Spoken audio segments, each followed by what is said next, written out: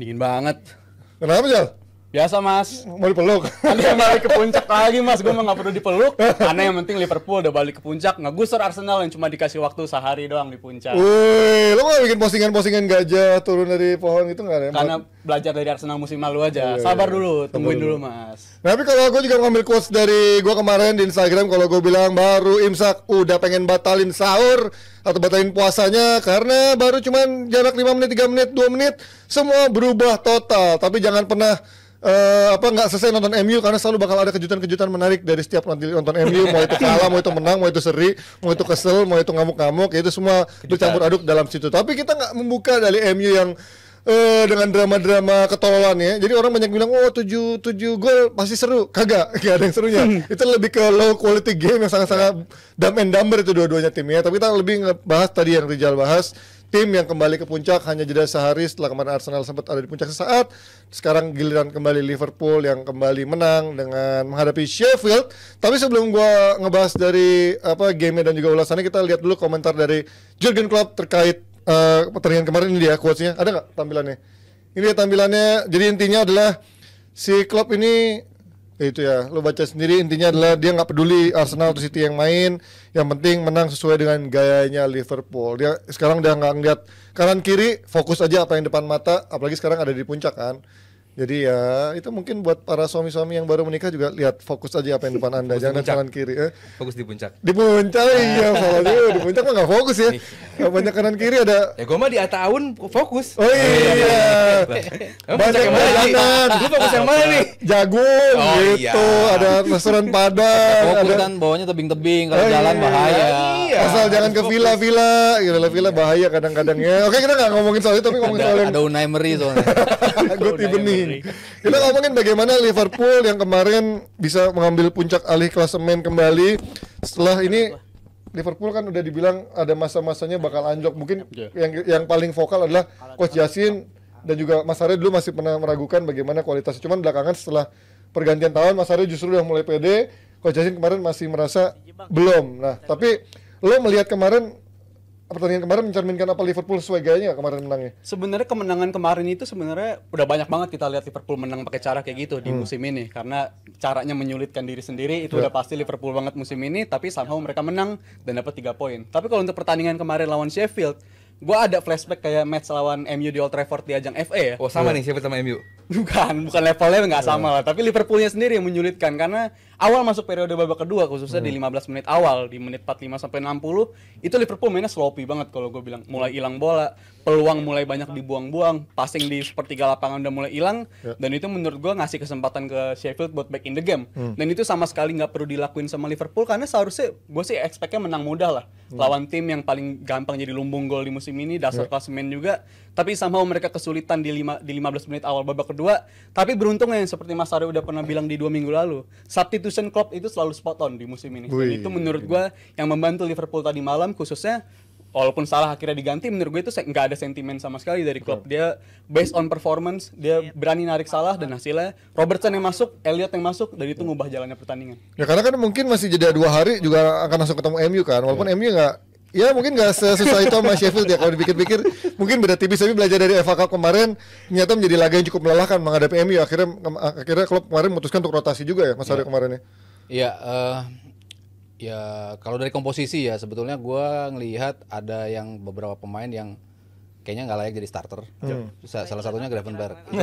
Itu pemain yang Anggot-anggotan banget nih orang anggot-anggotan, tapi kemarin betul-betul membuat ketika Liverpool menyerang, bola banyak hilang di dia. Bola yang satu yang gue paling, dan si Luis Diaz kesel banget, kelihatan banget kan ketika dia udah susah banget dia keluar dari jebakan 2 orang lawan, dia masuk, maksudnya dia minta one tuh sama si Gravenberch, tapi ditembak sama Gravenberch. Jadi in some point bola tuh banyak hilang justru di Gravenberch. Dan kemarin ya mungkin di sepertiga terakhir itu yang masih jadi kendala Liverpool ya menurut gua sepanjang musim ini. Pemandangan yang paling sering kita lihat Liverpool ketika transisi oke dari sepertiga pertama, kedua begitu masuk ke sepertiga terakhir bingung bolanya tuh mau kemana. Walaupun di depan Salah, gua rasa juga Salah nggak having his best season juga di musim ini, harus gua akuin, walaupun tetap Justin bisa selalu bilang ini juga pemain terbaiknya Liverpool, tapi ya selalu gue juga ngelihat ini berapa kali bola juga hilang juga kalau disalah gitu. Bola kebanyakan delay ketika bola itu disalah. Ya cuman ya balik lagi, Klopp selalu punya jawaban. Dia selalu punya in game management yang gue bilang itu, yang tadi Rizal sempat singgung di awal. Pergantian pemainnya selalu bisa ngubah jalannya laga. Pemain yang diminta untuk jauh lebih ngotot, karena Sheffield kan mainnya ngotot. Ya. Winning the first ball, winning the second ball selalu menyulitkan Liverpool yang kayak gitu. Tapi dia minta Liverpool untuk terus tampil kayak gitu. Mungkin potret yang paling kerennya si Darwin Núñez kemarin ya. Itu dia selalu menjadi orang pertama yang defense duluan dengan pressingnya. Jadi kalau gue lihat semuanya, walaupun pemain-pemainnya yang kita harapkan bermain standarnya sama, tapi ternyata mereka nggak bisa keep up. Tapi pemain yang disuruh menggantikan mereka ternyata bisa step up. Nah itu pertanyaan gua kan ini selalu menjadi pertanyaan bergulir kan. Kedalamannya kelihatannya nggak begitu tebel, kedalamannya secara kualitas nggak merata.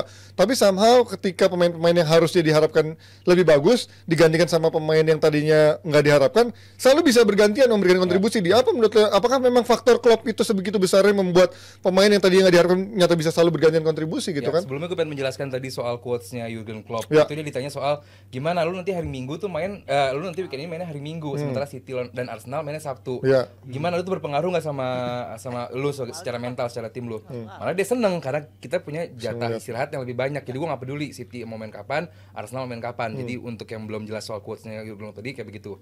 Nah soal Liverpool sebagai tim yang paling ciamik memanfaatkan bench, ya terbukti karena starternya tidak begitu optimal.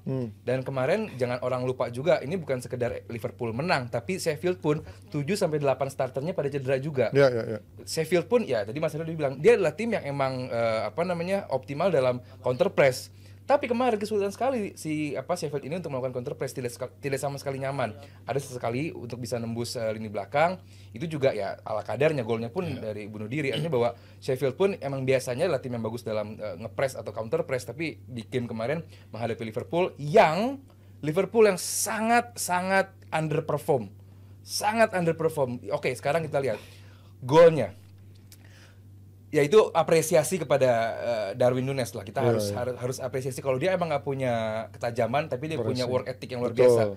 Dia kalau nggak punya link up pemain yang juga cukup bagus, tapi dia punya daya juang yang luar biasa. Itu buat gua nilai yang layak diapresiasi karena nggak banyak striker seperti itu. Ya lu name it lah, banyak even level Premier League pun banyak striker. Ada juga mungkin yang punya work ethic lari terus tapi nggak pakai otak. Ada juga kan orang ngabisin stamina lari tapi nggak smart cara berlarinya kan. Ada yang sama sekali nggak lari. Ya itu mah banyak di MU itu kayak gitu.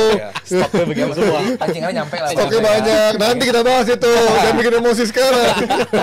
Darwin Núñez tidak seperti itu. Dia melakukan yang harus dilakukan, bahwa kelihatan sekali link up lini depannya Liverpool kemarin tidak jalan. Salah sendiri di kanan, kelihatan sekali dia nggak nyambung dengan pemain lainnya sendiri. Karena dengan dia Bradley belum nemu gue belum nemu link belum up dapet, dengan chemistry-nya belum konsisten dapat lah ya. belum dibandingkan dengan si Trent dulu ya. Terus juga Diaz di kiri jarang cutting inside, dia pasti ke belakang nunggu wantu, entah dengan Gravenberch atau dengan Szoboszlai, entah dengan McAllister, tapi dia ke belakang dulu nunggu wantu baru dia masuk. Udah jarang kita lihat, ada cuman jarang Diaz yang tusukan di seperti itu ya. Take on-nya udah mulai kelihatan kurang. Khususnya lini tengah, ini Liverpool. Beberapa kali udah di game beberapa terakhir gue sempat puji bahwa Liverpool udah mulai mengutilize lini tengahnya, karena lini tengahnya Liverpool udah mulai oke. Endo, Elliot dan juga McAllister somehow, bahasanya si Rizal somehow udah cukup bagus. Di game kemarin melawan Sheffield di kandang dengan Sheffield yang 7-8 pemain ini cedera, jelek banget. Akhirnya di menit 60 sampai 70. Siapa yang jelek semuanya? Liverpoolnya. Maksudnya pemain tengahnya semua atau the whole team? The whole team untuk level Liverpool ya. Ini bukan level Liverpool, karena di preview kemarin gua sama Rizal juga ngira bahwa ini bakal menjadi saingannya Arsenal untuk berebut GD. Ini harusnya menjadi game Liverpool untuk nyaingan sama Arsenal dengan GD-nya sebanyak mungkin. Tapi enggak, tapi di menit 60-70 baru Liverpool awal musim di mana diagonal pas dari belakang ke depan terus, pumping the player inside the box. Banyakin bola ke dalam. Akhirnya adalah golnya McAllister bukan sebuah sistem yang bagus juga, karena clearance dari Sheffield yang berantakan. Seorang McAllister walaupun harganya cuma 35 juta, tapi dia adalah seorang world winner gitu, dan World Cup winner, dan dengan dia diberikan space dan juga ruang waktu yang segitu besar untuk melakukan shooting, ya jadilah itu barang sudut kanan atas bagus banget golnya. Sisanya Liverpool biasa aja. Cody Gakpo karena bikin gol aja. Selebihnya saat golnya ke Gakpo jadi lambat. Sama itu sama Gravenberch. Iya, kayak Gravenberch, bentukannya sama. Ya mungkin dia balik lagi ke posisi awal ya kan, di awal-awal kan dia selalu menjadi salah satu dari Trisula di depan juga. work ethic dia lah. Dia kan selalu mencoba involve in the game, lari ke sana kemari, positioning dia selalu bagus dan kemarin kebukti positioning itu yang selama ini menurut gue hilang gitu. Selama ini kan ketika dia terlibat dalam sebuah permainan emang agak sedikit ngedelay dari permainan Liverpool yang tadinya cepat gitu. Cuman ketika dia off the ball, ketika dia lari tanpa bola, dia bisa menemukan space dan itu yang gue rasa udah mulai balik paling nggak di pertandingan kemarin. Sekali doang mas. Iya ya itu doang. Selebihnya kan ketabrak sama pemain lawan, hilang bola itu Gakpo tuh sering banget. Iya. Ada satu kali dia bikin gol, hilang tuh dosa dia seperti itu. Padahal selebihnya Gakpo ini memang dia nggak sesempurna ketika dia tampil di awal-awal, ketika dia nggak ada Luis Diaz. Itu flop buat gue. Bukan tipenya Klopp, Yes, tipenya that's point. Iya, good point. counter pressing Iya, segala macam iya, itu iya. Memang bukan, tapi kayak Kesulitan. pada waktu itu gue contohnya mungkin Wijnaldum ya. Ini pemain kan juga positioning dia yang paling utama Bagus. gitu kan. Kalau dia ada di tengah ya dia memang ngebantu press yang ngebantu winning the ball yang ngebantu, link up ke depannya ngebantu gitu. Cuma kalau Gakpo kan lebih forward, lebih di depan gitu. Cuman sama-sama jago dalam menemukan ruang.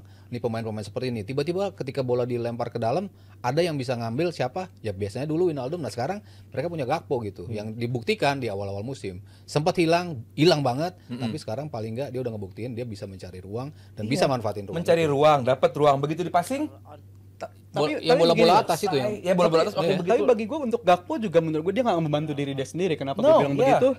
Dia juga berapa kali udah ngebikin Klopp bingung menurut gue. Di mana lawan MU dia main jelek banget. Abis itu dicoba lagi lawan si City juga mainnya malah menurunkan intensitas. Dan di malam pun akhirnya di posisinya dicoba jadi second striker. Gue nggak heran karena udah beberapa match di musim ini dia nggak ada posisi 2 game beruntun dimainin di posisi yang sama untuk di Gakpo ini. Selalu berubah. Bahkan di awal musim sekalipun bukan di Trisula ke depan, bahkan bagian dari midfield ya di tengah gitu. Jadi menurut gue dia sendiri juga bingung akan kemampuan terbaik dia apa yang bisa dia tawarin untuk tim. Dan menurut gue ini ya gue sih ragu dia punya masa depan di Liverpool, si Gakpo dan juga si Gravenberch. Ya tapi kan harganya juga gak terlalu mahal kan, dia 30 ya, 40 ya, gak terlalu mahal kan. Nah ini kan gue sempat menghadirkan perbincangan sama sama Coach Yasin waktu itu ya. Mana yang akan lebih survive antara Darwin Núñez sama Gakpo? Karena kan di awal Núñez dia dibilang sounds lebih kelihatan flop gitu kan, karena dia bandingin sama Haaland, dibanding dianggap kayak Andy Carroll. Tapi gue selalu dari awal yakin Núñez akan lebih ini karena dari atas kerjanya, dari agresivitas ya walaupun dia nggak nyetak gol, tapi kelihatan kalau Gakpo tuh lebih kelihatan dia lebih kayak menjadi link up, mainnya bisa di mana. Gue bilang nih pemain jablay yang bisa main di mana aja, ditaruh di mana aja, tapi ya kalau dia nggak bisa bersinar di mana aja itu dia akan tenggelam dengan sendirinya. Ya kadang itu Ji, versatile itu kadang bagus. Nah iya kan. Kadang justru nggak jelas posisinya justru apa. Justru menjadi pemain world class itu ya kan. Versatile, nah, ya. tapi dimainin di mana juga bagus. Bernardo Silva versatile juga bagus. bagus. Ya kalau komparasinya ya mungkin Harvey Elliott, Curtis Jones kan tuh juga bisa main di mana aja gitu kan. Cuman nggak excel di setiap posisinya gitu. Ya kan Klopp kan tipenya seperti itu. Yang penting tim gue bisa jalan. Nggak perlu pemain-pemain yang eksepsional banget di satu posisi, tapi link up play-nya tuh jalan. Ya, tapi mau sampai kapan Gakpo akan menjadi seperti itu Mas menurut lo? Karena kan ya dia pasti pengen punya ego juga dong untuk menjadi starting lineup. Dari awal kan sebetulnya dia juga bukan pembelian yang dimauin sama Klopp kan. Ketika ada itu kan lagi darurat atau itu kan lagi krisis kan. Mereka ngejar siapa ya? Pengganti Firmino. Dia beli setelah World Cup juga kan di setelah World Cup dia bisa available, ya udah kita ambil dulu gitu. Di Belanda bagus dan di paruh musim kedua itu dia kan memberikan kontribusi yang di depan itu kan yang gue bilang dia di antara entah dia di kiri, entah dia sebagai false nine, dia selalu kontribusi di situ. Di awal musim ini emang agak sedikit turun, performanya jauh lah. Dari postur juga kelihatan agak lebih tebal juga kan. Iya, lebih gemuk juga, nggak kecepatannya mulai sedikit berkurang gitu.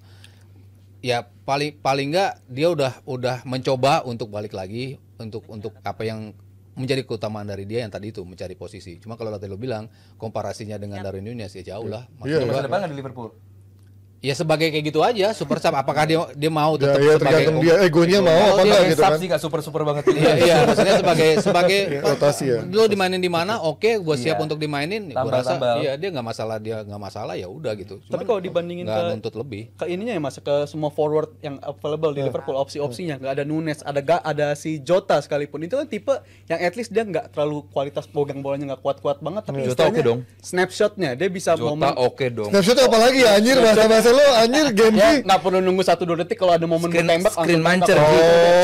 Screen mancer Iya, BBM tuh cepet screen dia, mancer. momen-momen begitu dia ada tuh begitu. Kalau Dwi Diaz Turbonya on terus. Dwi Diaz kenapa? si Luis Diaz sama si Mohamed Salah, oke kualitas megang bolanya mungkin paling bagus di Liverpool. Tapi enggak Jota bagus megang Jota untuk nyetak gol oke lah menurut gue dia Punya paling yang kemampuan. sense of Iyalah, naluri Jota. golnya tuh Iya, tinggi loh. salah. Cedera siapa pahlawan Liverpool? Duel udaranya juga kuat banget itu. Bagus makanya Jota udaranya. Snapshot kayak begitu Oh, cepat snapshot banget. duel Iya. udara. Tapi masalahnya kalau Gakpo ini kan kalau Nunes dia Snapgram bisa anjing. dikasih bola daerah dia nyaman. Dia ngejar semua bola dikasih kayak apa Ngejar belum dapet tapi ngejar. Ke daerah mana dia bisa daerah?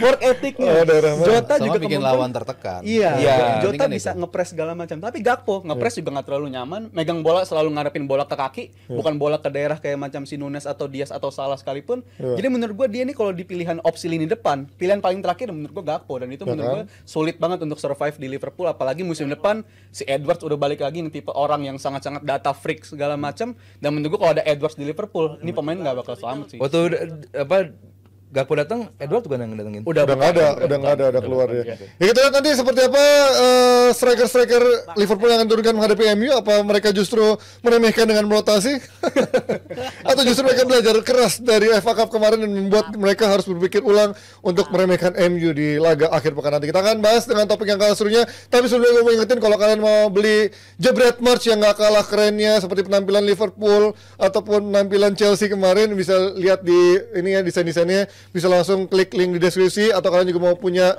baju-baju nih, ada login FC juga, ada juga yang Indonesia lawan timnas Indonesia lawan Vietnam 1-0 tuh ada 2 desain yang berbeda. Atau kalau kalian juga mau beli jersey-jersinya Tranmere Rovers yang kemarin viral di game, langsung aja ke Jebret Media Merch, klik linknya di deskripsi bawah. Kita akan lanjut dengan topik dari MU TV.